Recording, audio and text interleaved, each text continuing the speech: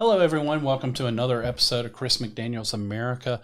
We're back this week. Last week we were unable to get one together, but we're back this week. Unfortunately, Chris is out this week. He wanted to be here, but as usual, the job pulled him away. But I do have my regular Ed McMahon. Ed McMahon now. You've moved away from Joan Rivers. Now it's Ed I'm McMahon. Ed McMahon. Does that mean all I'm going to get from you is "you are correct, sir"? I'm a little tired, so that might be all you get. I understand. Again, it's been a long couple of days for us here. It has. Thank goodness we're able to do it tonight, and not on a night where I'm out delivering papers later in the evening. True. So we at least have that going for us. Of course, we've got a lot of stuff to talk about tonight, but I think one of the biggest issues in my mind. Everybody saw Trump's address the other night to Congress. You've seen it. If you love Trump, you loved every minute of it. If you're indifferent to Trump, you probably found some stuff you really liked about it.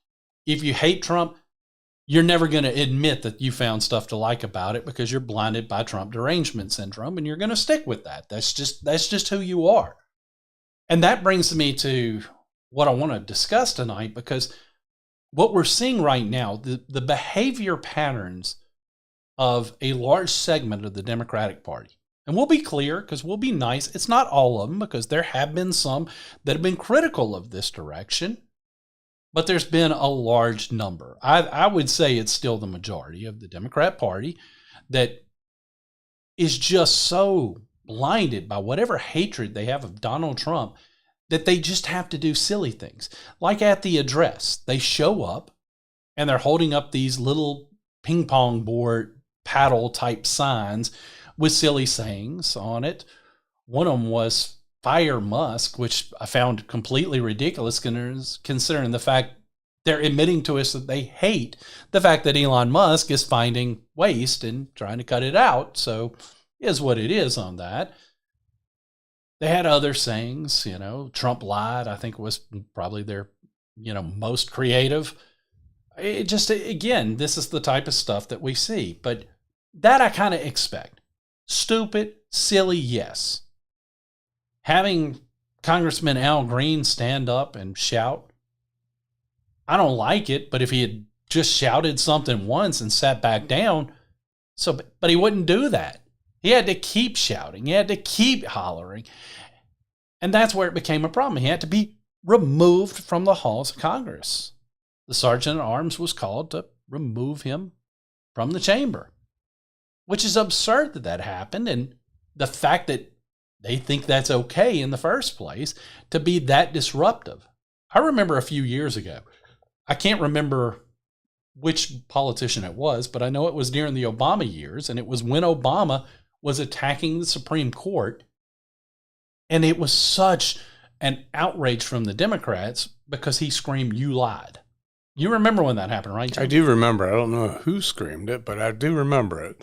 Yeah, I should have Googled it and researched it, but I think it's irrelevant because the point is the Democrats were so outraged.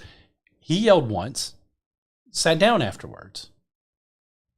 Yet this guy, he gets up there and clowns and doesn't want to stop disturbing the address, and they defend him. Yeah, it's the first time I've ever seen somebody forcibly removed from, what was, practically a State of the Union address, because it's called what is it called? A joint session of Congress address. Yeah. But it's a State of the Union address. Let's call it what it is. But I've never seen anybody forcibly removed from the floor before. That was a first. And you're right. When that person screamed out, back in the Obama years, the media attacked that person. A couple years ago, when Marjorie Taylor Greene shouted something, the media viciously attacked her for it. But the Democrats all night long were causing a commotion. And, there was a couple of outlets, your normal outlets, that were there defending these people. Yeah. And it was a disgrace what they did, and it's backfiring on them big time. Oh, it's even backfiring on them within their own party, because you've got several high-ranking Democrats that I've seen that are voicing a bit of sanity by calling this stuff out. There are several out there, they're pointing out this is losing us and making Trump look more presidential, because it is, because Trump's not giving in. Maybe that's what they're hoping. Everybody knows, and this is part of the thing that I think a lot of Americans love about Trump, can be very bombastic at times, but he's not giving in. I think that's why they're doing it. I think they're hoping to get Trump to give in and maybe say something more harsh, and that they can utilize, see, we told you he's a bad man. He's not giving in to him. No, and I'm not shocked that he's not, but I think that's the game plan they're playing here. It's the only game plan that makes sense to me. And when I say makes sense to me, that doesn't mean I agree with it. It's just the only way I can see that their brains could rationalize this is a good strategy. I don't know how they rationalize this. It's a good strategy. 76% of the country approved of that speech. Yeah. It was a very positive, bright outlook speech for America. He, the stories that the human stories that he brought up, every single one of them were heart-wrenching.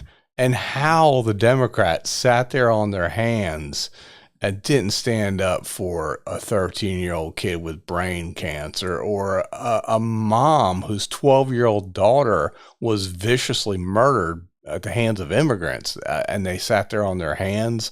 And for Laken Riley, and for a kid that was, whose father was a cop, murdered, accepted to West Point. I mean, there was story after story that even if you disagree with Trump, what they did was anti-American, anti-humanity. Yeah. I mean, how do you sit there and you not applaud a kid that's made a Secret Service agent after he went through years of brain cancer over and over, 6 different surgeries that poor kid had.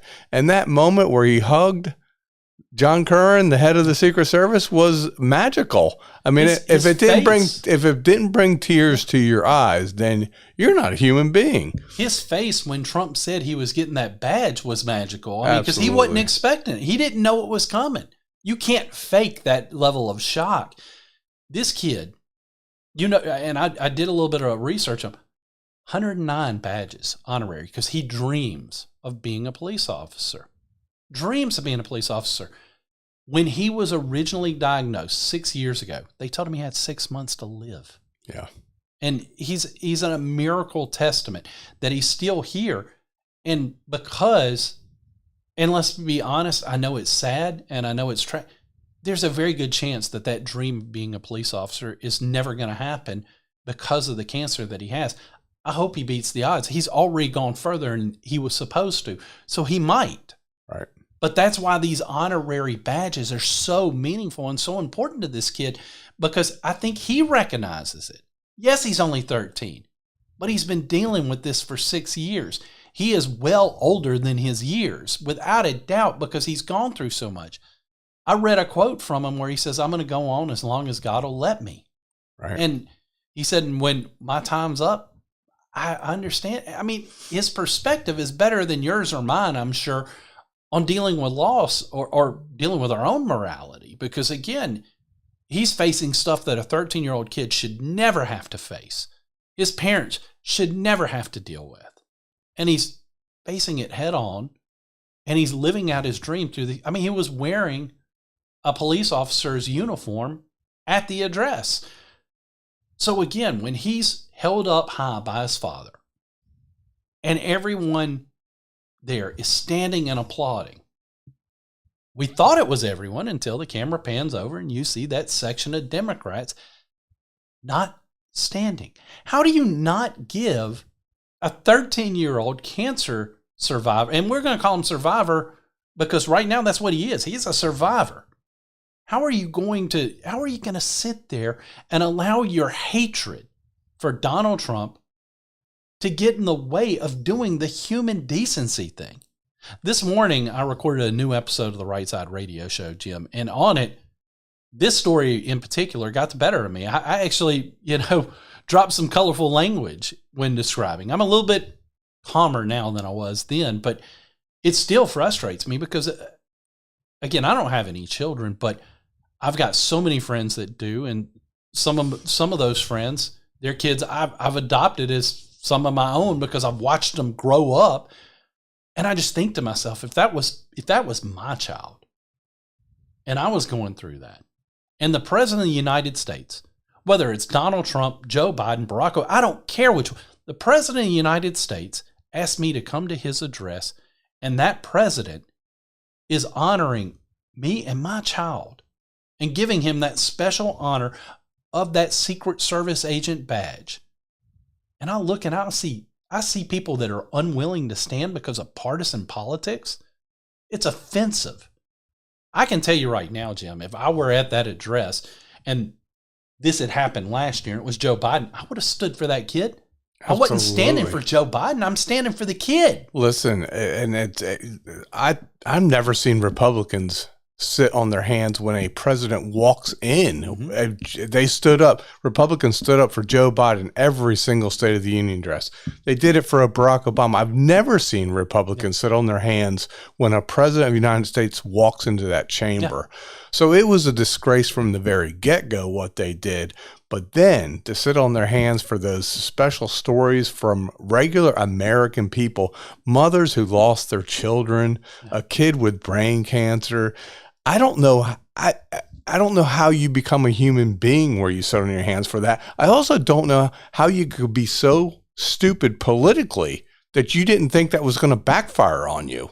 I mean, their approval rating for Democrats, congressional Democrats, I think is 20% now.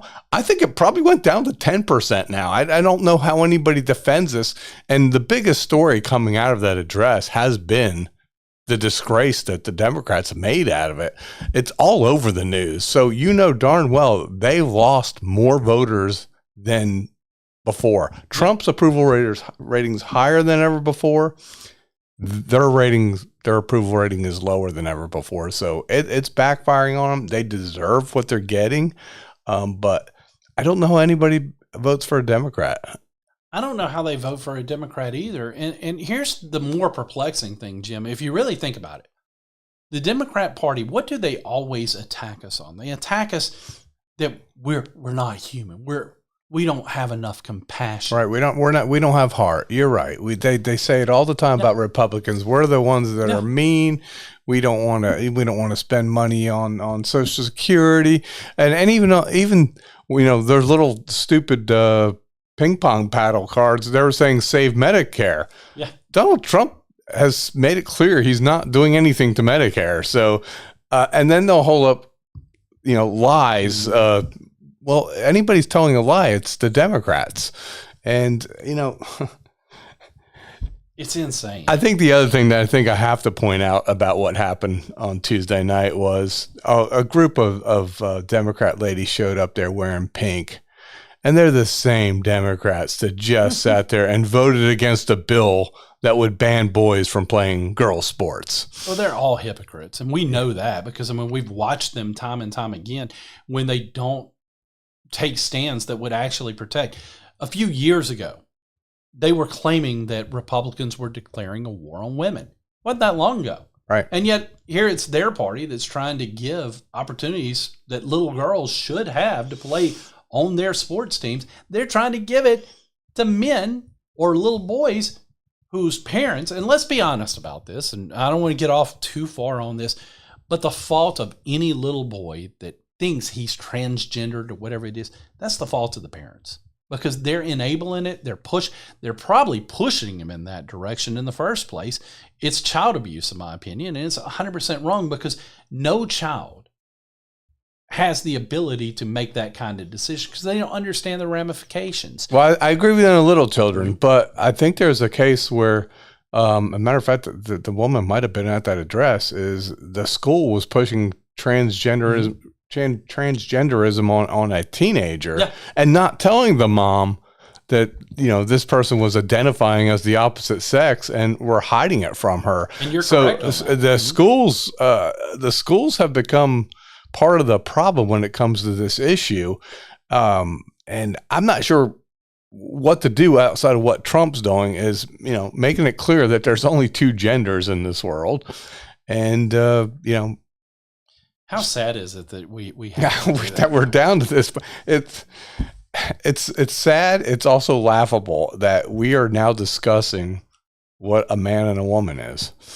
It truly is. And I don't want to stay, because that gets us away from but it's still one of those hot topics that is going to come up every now and then, but thank goodness we're seeing some of that go away. But it's crazy that the Democrats, this is where they stand now. This is who they are. This is their face. There's a reason why they're catching so much criticism, not just from us now, but from their own. Yeah. To me, that is the most telling side of how terrible their behavior is, when you're seeing Democrats stand up and talk about it. And let's talk, too, about not standing when Trump walks in or any president walks in. Look, during the speech, when he's given rah-rah that you don't believe in and the other side stands, that's always part of the tradition where one half stands, the other half doesn't. That's part of the gamemanship. I get that. But you're right, Jim. They stand when the president walks in because there's a rule that we conservatives understand.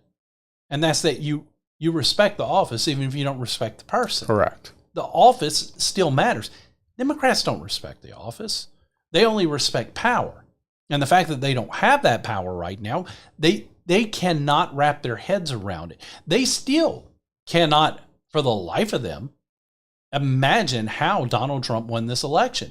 This election was over, Jim. And they have the inability to look in the mirror, because the reason Donald Trump won this election is because that party, and a party that had such a huge advantage because of the media, they shot themselves in the foot by becoming so radical and not caring about average Americans. They care nothing about average Americans.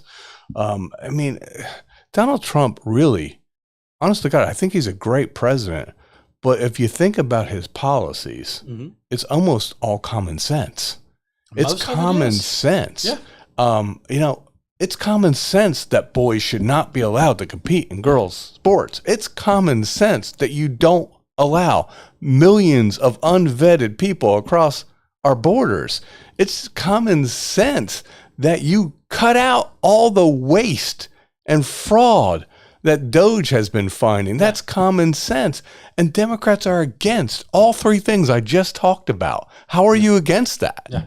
And let's be clear, when it comes to cutting out waste, I think Republicans are too. They're just playing the game right now because they've had ample opportunity to cut the waste and haven't. But that's a side note. And I know you don't disagree with that at all. I don't disagree with that. But I guess what I'm trying to point out here is the fact that when Trump as an outsider, not as a politician. I mean, I think only Trump could do what he's doing with DOJ.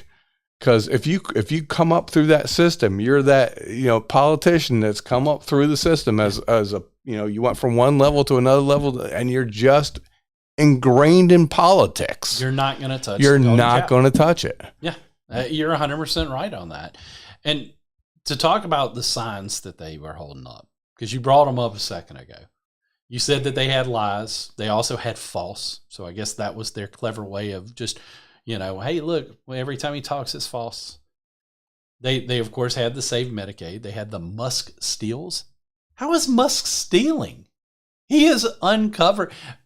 That one, I saw the Fire Musk. The Musk steals, I guess I overlooked. But because that one blows up. What's he stealing? Well, I'm going to tell you what they're trying to project that he's stealing are Social Security numbers. Like Elon Musk, the wealthiest man in the world, not just our country, but in the world, needs my Social Security number.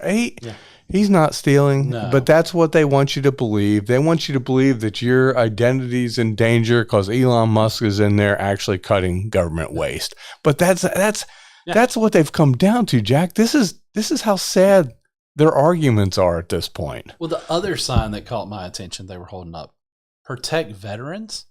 Aren't they the ones who have created problems with the VA and multiple issues that our veterans are now having to face?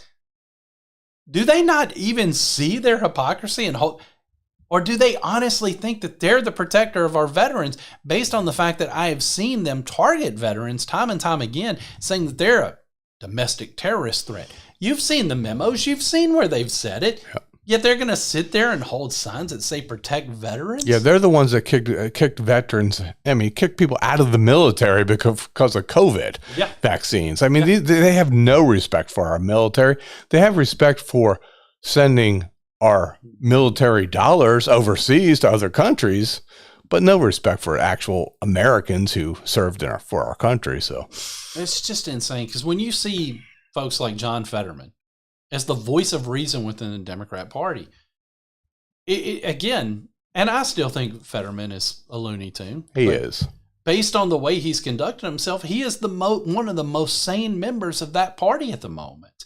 And when you watch his calling out his fellow Democrats the way that he has, kudos to him. He had a great quote. I don't know if you have it up there, Jack, but it was a great quote about this particular issue that you're talking about, is that they've become so loony that no one's going to take them serious. Metaphorical car alarms. Yes. Yeah, I have it right here. He says, it's a sad cavalcade of cell phones and unhinged petulance.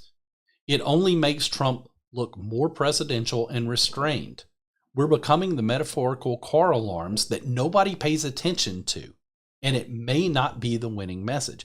That's the only part where he loses when he says may not be. Yeah, it's true. That's definitely a losing message. He knows that. He's trying to keep some of those Democrat friends, I guess. Well, and seriously, when we're talking about John Fetterman as the voice of reason of the Democrat Party, that shows you how far that party has sunk, because John Fetterman is a raging Democrat. I mean, it's not like he's a moderate. I mean, he's as liberal as they come, but the rest of that party has become so radicalized. I mean, who is the leader of the Democrat Party right now? Who would you say, Jack? I can't even say it's Pelosi anymore, because I don't think she's wielding the power she once did. Is it Hakeem Jeffries? I mean, is it him? Is it the loony? Is it somebody as loony as AOC? I mean, it seems to be the only ones we truly hear from are the lunatics. I mean, wasn't it Bernie Sanders who gave a rebuttal to Trump's speech the other night? Wasn't he the Democrat response guy? I thought it was a female congresswoman. It might have been. But Bernie she's certainly not their voice. I think their voice is the AOC. There's a black girl, I can't think of her name right now, who's all over the news. Young black girl, and she seems to be getting a lot of press because, and she gets a lot of press because she's outrageous. Yeah, she cusses all the time and is willing to call Trump all kinds of names. But that seems to be who's running that party at this point. No one with any ideas. No. And you would think after the first Trump term, where all their ideas were basically whatever Trump likes, let's do the opposite, and it came back to bite them on the ass, they would have learned a lesson. But they haven't learned a lesson. As a matter of fact, this seems to be the same exact strategy they had during his first term, is if Trump is for it, we're against it. Yeah. And that's what it is. But here's what they don't get. Most Americans now realize Trump is for helping Americans, and they're coming out against that. If there's a losing strategy, that's got to be the losing strategy. I think it is, but they continue to double down on it. And I'm sure you saw it today. Representative Al Green, the one who made his outburst there during Trump's address, he faced censure before Congress today. He was censored after having a resolution, and thank goodness he was, because I think he deserved it. But the Democrats decided that they had to try to hijack the proceedings, and they screamed, they shouted. At one point, they got together and sang songs together. It was the most childish, idiotic thing I've seen in all my times of covering politics in Washington. And I've seen a lot of childish, idiotic things in my times of covering politics in Washington. This took the cake. Yeah, they doubled down on what they did on Tuesday night. They just doubled down on it today. But again, it's just going to backfire on them, because now there's more push for some of those people to lose their, assignments and more punishments coming down. And, I don't think even they're punishing themselves, Jack. I don't think the Republicans need to do anything. Let them let them do this to themselves. Yeah. Remove them from those committees because, quite frankly, we don't really want them on those committees. Well, that is true. But, Americans at this point, I think, are so disgusted with them, and Republicans should just, hey, go have at it, because you're just blowing stuff up in your face at this point. Yeah. I mean, they're the best thing right now for the Republican Party. Yeah. You know this, and I know this. There are trends that happen in every midterm election. The party that's in power usually loses either the Senate or the House, some years both. If they keep down this path, you may actually see the party in power make gains. And that's unheard of. It is because unheard it just of. Doesn't happen. And that's not if it does go the way it normally does, that's not an indictment against Trump. But if it goes the other way, it is the very mandate that Green was trying to shout at Trump he didn't have. And that's the other thing I wanted to talk to you about. He was screaming, "You have no mandate." I don't think a Republican hasn't had this much of a mandate since Ronald Reagan. No. And I mean, again, you look at how bad he won, and you brought it up. Reagan may have won by more, but it was, I want to say it was commonplace then for a Republican, for any candidate to win that time, but it wasn't as rare as it is now. Right. I mean, a Republican winning the popular vote is very rare. I think the last time was 20 years ago. Yeah. And, it wasn't just that. It was more than him just winning those 7 swing states. It was more than just winning the popular vote. Almost every county in the entire country shifted red. Yeah. I mean, if anyone has a mandate, it's Donald Trump. And Stephen A. Smith went on The View today, and he shut down The View. Yeah. Joy Behar was talking about Trump really doesn't have a mandate because he only won the popular vote by 1.5% or something like that. But listen, these are the same people that said Republicans never had any chance of winning the popular vote. Now, all of a sudden, winning the popular vote's not a mandate. But Stephen A. Smith, to his credit, and I'm not a fan. Yeah. I'm not a fan of his at all, actually, shut him down and said, of course, Trump has a mandate. Yeah. And he listed the reasons we just listed. Look, and I'm not a huge Stephen A. Smith fan either, but I have been on YouTube. I've caught some of his podcasts outside of sports. And even though I don't agree with a lot of his politics, I think he's better in that realm than he is doing the sports stuff, because even when I disagree with him, he's more sensible. He's not shouting as much on his podcast. Well, that might be true. I actually know him from the sports podcast, and I can't stand him because he's shouting all the time. I call ESPN's daily lineup before they go to the McAfee show just the sports shouting shows, because that's all it is I sit at, like, if we were to do one of those shows, Jim, you would sit over there and have an opinion that I can't truly prove is wrong because it's sports and it's objective, but I'm going to passionately shout how stupid you are for having that opinion. Now you're going to get mad at me and shout back, and that's the gist of what those shows are. They're terrible. I can't watch them.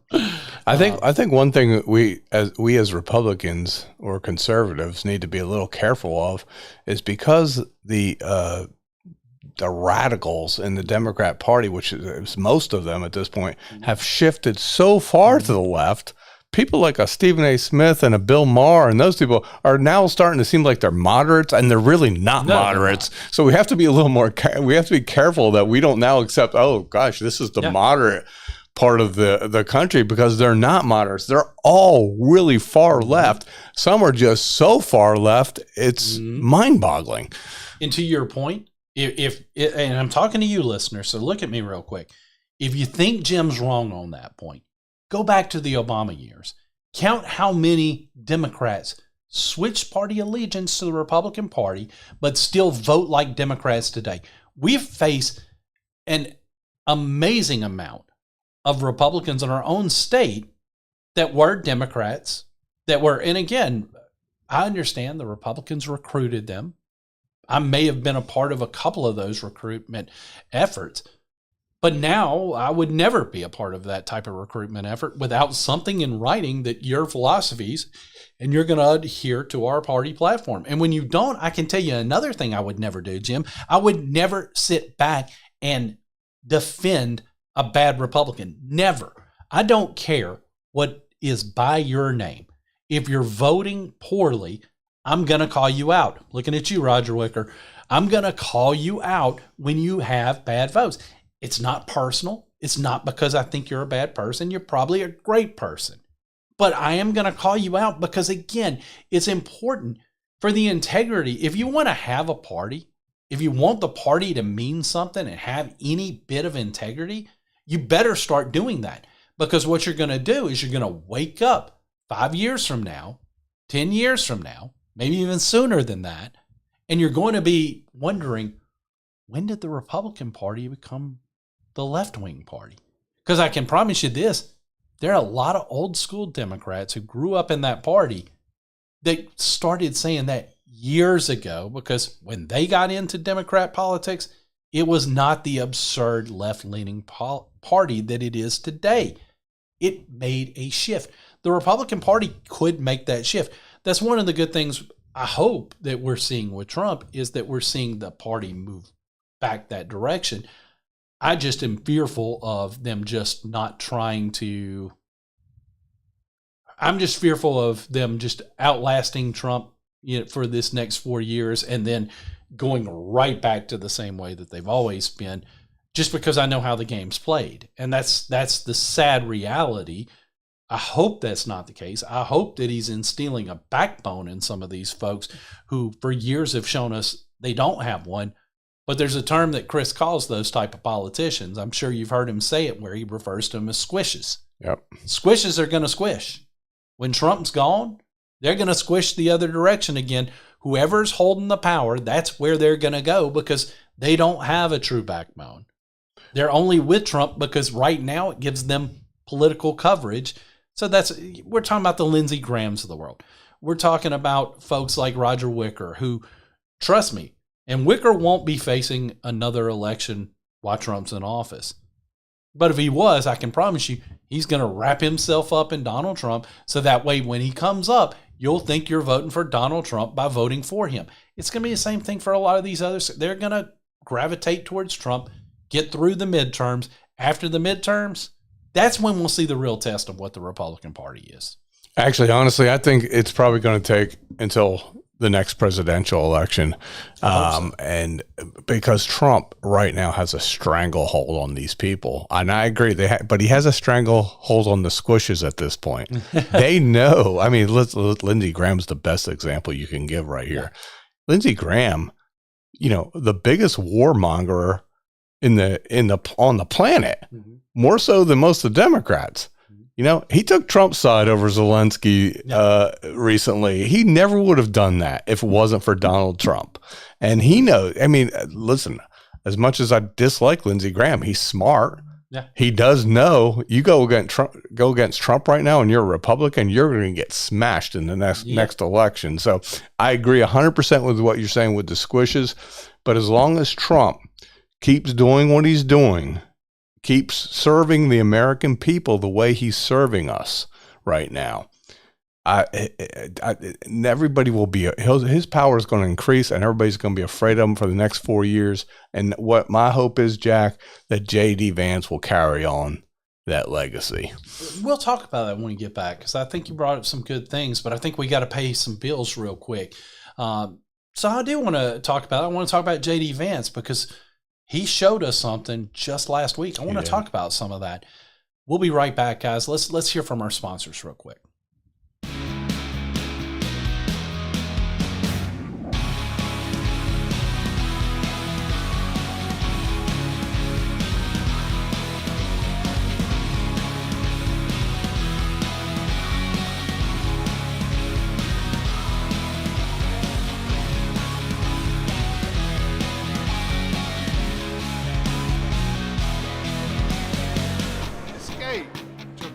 Resort. All right, guys, welcome back here to Chris McDaniel's America. I keep wanting to say the right side because I just recorded an episode this morning. I almost did it when we went to that break. I almost said, this is the right side.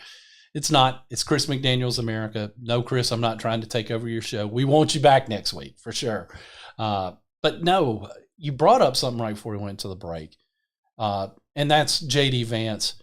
The only reason why I said, before we go to Vance, the only reason why I say 2 years instead of 4 years is after midterms that if trends go the way they do, I hope you're right. But if trends go the way that they typically do, they won't feel like they need Trump anymore. But if you're right about Vance and Vance can be that next guy, maybe it extends into the next 2 years because they fear what Vance might do if they don't work with Trump. So you may be on to something. But Vance showed us something last week during that meeting with Zelensky. I hadn't seen the meeting with Zelensky at the time when I get a text message from a friend going, J.D. Vance just became the next president. And I'm like, what's he talking about? And so, of course, I called and said, what are you talking about? You hadn't seen the Zelensky meeting yet. I said, no, I've been working all day, so I hadn't seen it. So I go on, I watch, and I see not just Trump being firm with Zelensky, but you got Vance standing there being just as firm. And again, I think everybody agrees Vance is more articulate. So when he's being firm too, you know where he's coming from. And actually, Vance started it. Mm-hmm. I mean, Trump didn't become firm until Vance actually put Zelensky in his place, to be honest with you. Yeah. And I think, honestly, I'm not sure about this, but I think Trump was pretty darn impressed that Vance stepped up there. I think he was too. And I was impressed by him. Listen, I wasn't a Vance guy at first. I thought, why J.D. Vance? I had a whole bunch of other people I thought would be better vice president picks, but this guy has exceeded my expectations on everything he's done. And I think, honestly, in my lifetime, I can't remember a stronger vice president than J.D. Vance. He won me in his debate. That was the first time I was truly impressed with him. When he debated Tampon Tim, let's just refer to him as that moving forward because I don't care about him anymore. Because I thought that was going to be a closer debate than it was. And J.D. Vance wiped the floor with him and looked awesome. It was so bad that even the Democrats, even these liberal commentators had to admit it.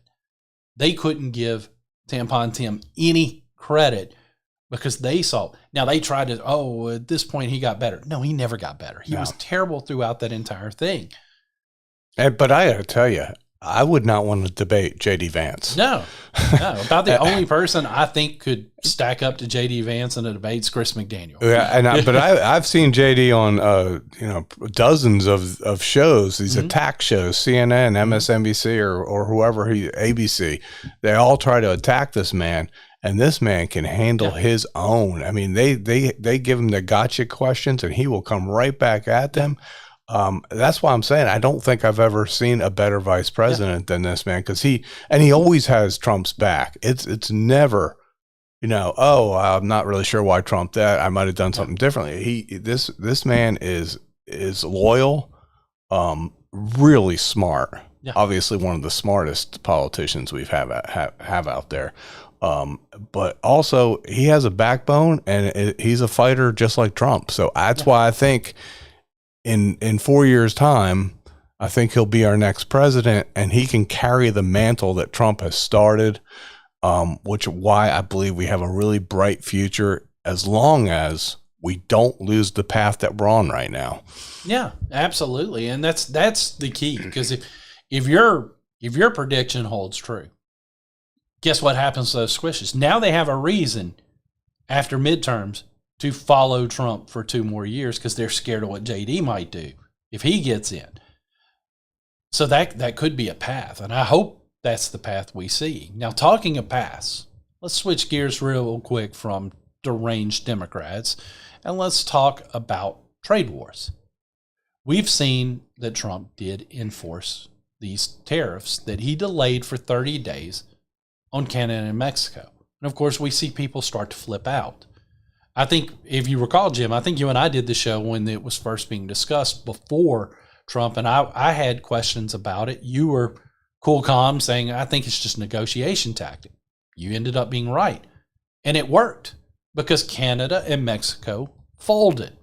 And they got the 30-day reprieve as a result because they gave in to some of the concessions. Not enough for it to completely go away, but they gave in enough to where Trump said, all right, I'll give you another 30 days so we can keep working on it. Well, apparently the last 30 days, they didn't take Trump seriously, and now they've been slapped with them. Well, I think that all the folks that are having outrage, you might have been justified the first go around because it was such an unknown. I get where you're coming from. And I understand the stock market has not looked so good since he put the tariffs in. But I think Trump's earned the benefit of the doubt based on his early successes when it comes to these tactics in negotiation. And if you don't believe me, you can go and you can look that just today, Trump is delaying tariffs on many products from Mexico and Canada. He wouldn't be doing that unless he's getting concessions from those countries. Because that's the other thing. We know about, he doesn't cave. He doesn't fold. He has his plan. He's a businessman. One thing Donald Trump never does, he never admits defeat. So he's not going to just cave to them. He's not giving this to them because he's being nice because they're border country. Giving it to them because they're giving some type of concessions. The negotiations will probably be pretty quick because I think you pointed out before the show, and I've said it on my other show, they need our goods more than we need theirs. And not saying that they don't import good stuff to our country, but when you think about what they get from ours, it's probably a lot better. And what they do send to us, they probably make a decent amount of money. So they don't want to see their goods being tariffed to come into our country either. So again, I think that he's earned the benefit of doubt without a doubt. And I think early on, I think we'll see. Now, if we come back to 2-3 months from now and we're all hurting, we'll be the first to call this out as a dumb idea. But these early, just days into it, I think the benefit of the doubt, he's earned it. Jack, we're going to come out on top on this. And I put my money where my mouth is. When the stock market tanked over the tariffs, I put money in to the stock market because I know that's going to come back. I know Trump is using this as a negotiation ploy. I have no doubt about it. And Trump, and here's why it's going to work. Trump is negotiating from a position of strength. Canada can't compete with us when it comes to these tariffs. They will kill their economy so fast. We can live without Canadian goods. They cannot live without ours. And I'm telling you, this is going to work. People have to be patient. And yeah, there's might be a little bit of prices going up a little bit. There might be some stock market fluctuations, but what Trump is doing is going to be really good long-term. It's a great long-term strategy for the United States. We've been taken advantage of for so long. Yes. And listen, a lot of these tariffs are us just equaling out what's already being charged on us. Yeah. And reciprocal tariffs, why shouldn't we place tariffs on people that are already tariffing us? I mean, Trump's point to Americans, and this is hard for most Americans to understand, is we have been getting taken advantage of. Our politicians have been giving other countries a free pass when it comes to placing tariffs on us and us not putting reciprocal tariffs on them. Yeah. So this is a good thing that he's doing. I have full confidence. This man knows how to negotiate. He is the master, and if he hasn't proven that to you by now, then you're just not paying attention. I tend to agree right now. I mean, and again, Jim will be the first to tell you, I'm more skeptical because of how jaded I've been in the politics. If I'm telling you to give the man the benefit of the doubt, that tells you I'm seeing things. And it takes a while. I understand your skepticism.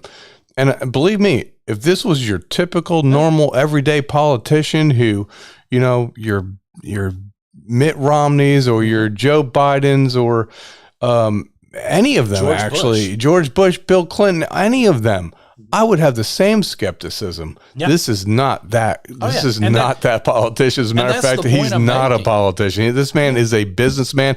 And what I think everybody should start to think about future president. I mean, I'm old. I'm not going to live through a whole lot of more presidents, but you will, Jack, and a lot of people will. They should start considering that maybe we should stop electing politicians. Yeah. I've been saying that for a long time. That doesn't mean there aren't some good ones out there that we could look to from time. I mean, but the Chris McDaniel's I'd be very skeptical of your lifelong politicians. Yeah, but that's the point. The Chris McDaniel's of the world are few and far between. Right. They're the ones that are okay running for an office and then giving up their current office and being done. They're okay with that. Your regular politician that wants to rise up, they will never step out and run for an office that they haven't been tapped on the shoulder by leadership to run for, because they're scared to death of losing what they have. That's who you're talking about. Those are the people that you 100% can't trust, because they are controlled by leadership. But the point is, despite my jaded nature, despite my distrustful nature, I'm seeing enough things right now in Trump to where I'm like, no, I'm going to give you the benefit of the doubt. This is not something I would give probably any other elected official we currently have. I can't think of a single other currently elected figure that I would say, okay, I don't know about this, but you've shown with your track record that I need to trust it, or at least see how it plays out before I'm hypercritical of it. And I think that's something he's done. And I think he's done that with other folks that I know that have been like, oh, wait a sec, that's working. That's going the direction we want. You know, the thing with the executive orders, while we want that to become legislation, that's why I'm still critical of the Republicans, because yes, it's great Trump's taking this executive action, but if Trump doesn't win and a Democrat, or Trump can't run again, and if J.D. Vance doesn't win, even if it's a more moderate Republican that wins, or God forbid a Democrat wins in 4 years, those executive orders go out the window. That's why Congress has to act now. Because if they don't act now and they make these executive orders law, if they don't do that, they're going to go away when Trump goes away. And when I say Trump goes away, I'm including Vance in that too. Yeah, a lot of that happened. Trump's first term, he did not have the backing of Republicans at all, even though we controlled the House and the Senate at that point. Mm-hmm. I have a lot more faith that it's going to happen this time. So far, I was not a fan of John Thune, but so far I've got to say he's had Trump's back. He's done a pretty good job. Wasn't a huge fan of Mike Johnson, but he seems to be able to rally the House Republicans on a really slim majority. So far, I think it's all good, and I think they're going to pass these tax cuts and some other really good stuff that we've all been waiting for. And I'm going to give them the benefit of the doubt until they don't, until they disappoint me. But I understand why you're skeptical. I have a much harder time giving any of the names you just mentioned the benefit of the doubt. And listen, all those names I just mentioned, none of them are Trump. None of them, think about the transparency of Donald Trump. Yeah. I mean, that man, he'll have, reporters in the Oval Office for hours, and they can ask him anything. Yeah. What other politician would allow you to do that? I don't know of any. The only other one I've ever seen give reporters that kind of access is the one who normally sits in this chair. That's the only other one I've known that has been able to, you can sit in here, not ask me anything. I mean, how many times do we see Chris McDaniel do a town hall? Look, I've worked on some of his campaigns. I have watched campaign managers cringe when Chris wouldn't stop taking it. We got to cut this off. And Chris like, no, they still got questions. I want to answer them. It's similar vibe there because, again, when you're actually doing it for the people and not doing it for your own self-interest, like Chris was. Right, you don't have to lie. Yeah. If you're doing it for the people and you're doing it for the right reasons, you can just sit there and tell the truth and say what's on your mind. And that makes you not scared to answer a question. You're absolutely right. And that's the beauty of it. Those people are so rare. And those, sadly, most of them recoil from politics. I mean, Donald Trump fought the urge to run for years. He was being pushed in the 80s to follow Reagan. So again, this is not Trump coming on board. There were several people that never thought he would actually do it because why should he? Look at how successful he is without this headache. Yeah. Look at how successful.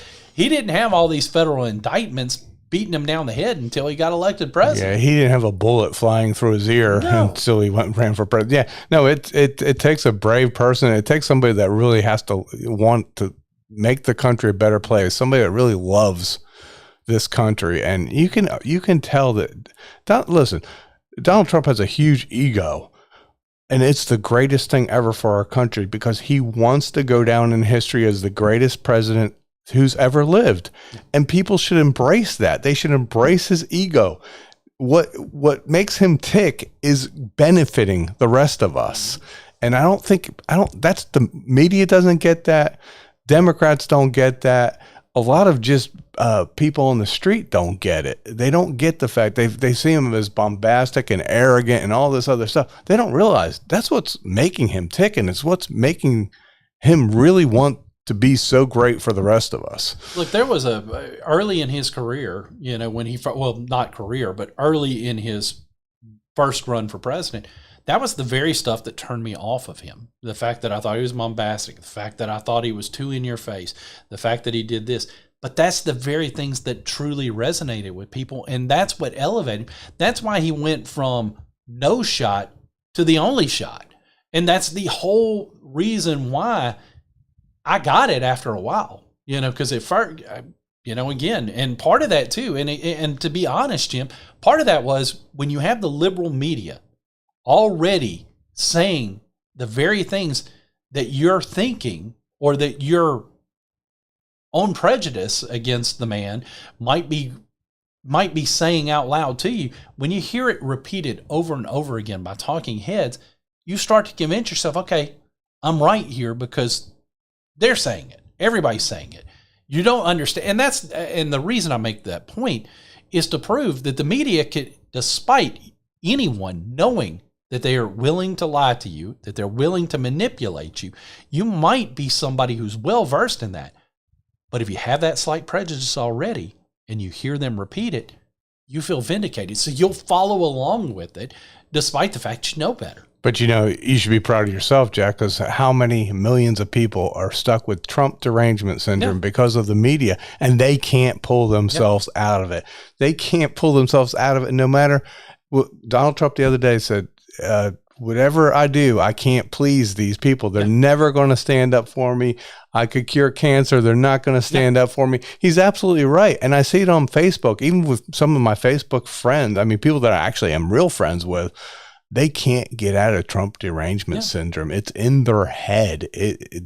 They'll never get over it. And some of them are people that call themselves Republicans. They call themselves conservatives. And some of them are very smart people. Yeah. I mean, but they really, there is a sickness here. It's a real thing. Trump derangement syndrome is a real thing. And the virus is the media reinforcing the negativity that you already feel towards the man.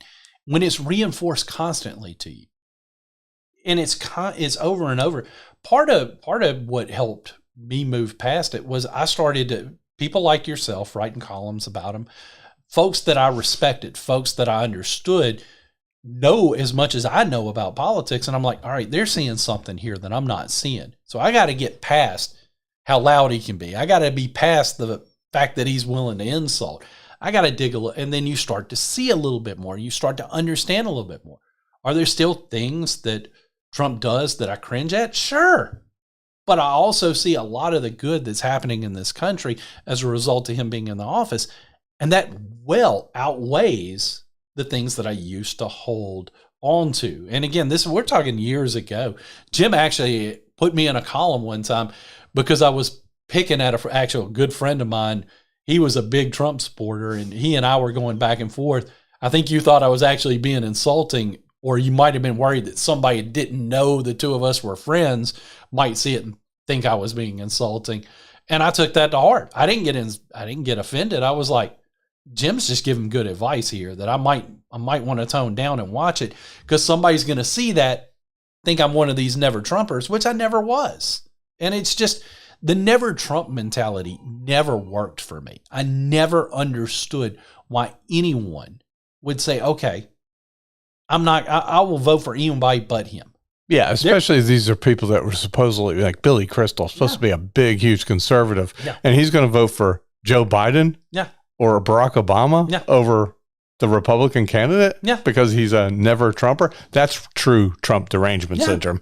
Yeah. I mean, again, and don't get me wrong. Are there politicians out there that I can say I'm a never of? Absolutely. One of them ran against Trump, John Kasich. I was always a never Kasich. Would never have voted for him. would have voted for Joe Biden over him because he was essentially Joe Biden, our lieutenant governor here in the state of Mississippi. I'm a never Delbert. I will never vote for Delbert Hosemann. He's a scumbag. He's one of the worst people imaginable and a terrible politician. I will agree with you on Delbert. I don't think I could have voted for Biden over.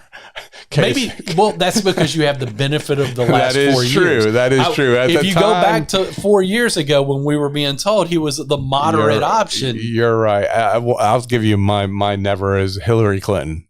Never in a million billion years would I ever vote for Hillary Clinton. Yeah, Hillary's a never. Michelle Obama's a never. Yeah. But it's easy to say the nevers are Democrats. Right. That's why I'm pointing to ones on the Republican side. Well, you hit the main one here is Delbert. I agree. I'd vote for Hillary over Delbert. Yeah. Ooh. I would. Wow. Because that's how much I think Delbert. Here's the difference. Hillary's honest. She tells you she's a left-leaning liberal lunatic. He doesn't. I wouldn't call her honest, though.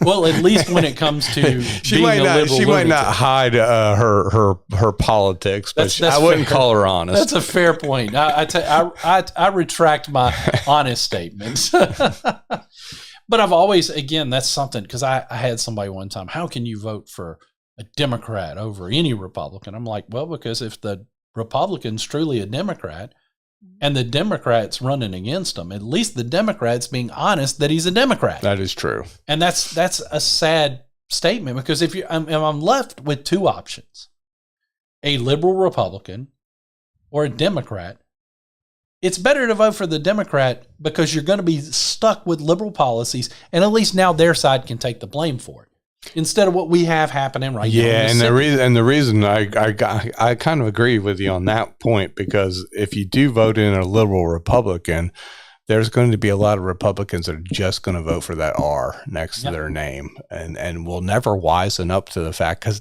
most people don't go look at their voting record, and that I agree with you that the worst thing in the world is a liberal Republican. Yeah, I mean, do I want to vote for a Democrat? No, never. But at the same time, I also understand that once a liberal Republican gets elected, it's next to impossible to get them out, because, as Jim just said, they're going to vote for the letter. They're not going to deep dive into their policies. They're not going to go back and look at it. And yet they're the very people that think just like the clowns that we saw the other night. They're the very people that have that same Democrat derangement. They're just hiding behind the R. We're at a true difficult time in our country. And it's very similar to the time when Barack Obama got elected, but it's a different thing, because politicians are like cockroaches. They truly are. They are going to scurry out of the light any chance they get. They're going to run away from that light. So the moment that the light is too bright over here and they don't think that light's going to help them win, they're going to scurry over here. We saw it during the Obama years, as we already pointed out. The second Barack Obama started to carry baggage in states like Mississippi, states like Alabama, other states across this country that had more of a red tint to themselves, they made the switch.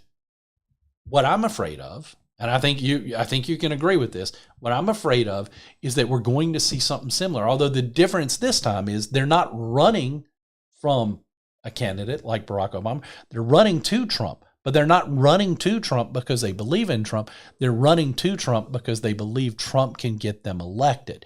That's the concern I have when it comes to party switchers in general. That's why I don't like party. If you switch parties and you haven't sat down and had a heart-to-heart with me and convinced me that you have changed your policies, I'm not going to vote for you. Yeah, I think it is a real danger right now, because the Democrat Party has swayed so much to the left. There's no place for these people to go. Even if you're just your typical Democrat at this point, you can't really relate to that party too much. So I think there's a real definite chance that some of these people will try to become Republicans, and the Republicans have to be careful about it. Absolutely. We are definitely going to have to keep an eye, because during the Obama years, we just were worried about numbers. We wanted to get to those magic numbers so we could say we had the majority, so we could point out and say, look, we have control. But then we didn't vet who we were putting in those positions. We didn't vet who we were putting in those positions. And that's the reason why we still have problems that we have, not just in our state, but throughout our country, because it happened everywhere. We have to be a little bit more diligent this go around. That doesn't mean there aren't good people who mistakenly signed up for the wrong party, who might be good Republicans or whatever they decide to be down the road. I'm not saying that can't exist, but you have to be extra sure. You can't just vote for people because they have an R by their name, especially those who for years campaigned with that D behind their name. You have to be extra sure, and don't just trust your little party chairman who comes up to you and says, oh yeah, I talked him into switch and he's with us, because I can tell you, he's not worth a damn either. And that's just the bottom line when it comes down to this stuff. Study the issues. Get to know them. Jim, thank you again so much for coming in last minute, being here with me as always. Thank you, Jack. Look, it's a lot of fun, guys. We hope, Chris, that you're back with us next week, because we always I enjoy sitting in with you. I know Jim enjoys watching you, and I think the listeners enjoy it more when we have you with us as well. But we do look forward to our time together when Jim and I get to do this show as well. But guys, this has been Chris McDaniel's America here on the Midnight Ride Network, your home for the anti-establishment movement.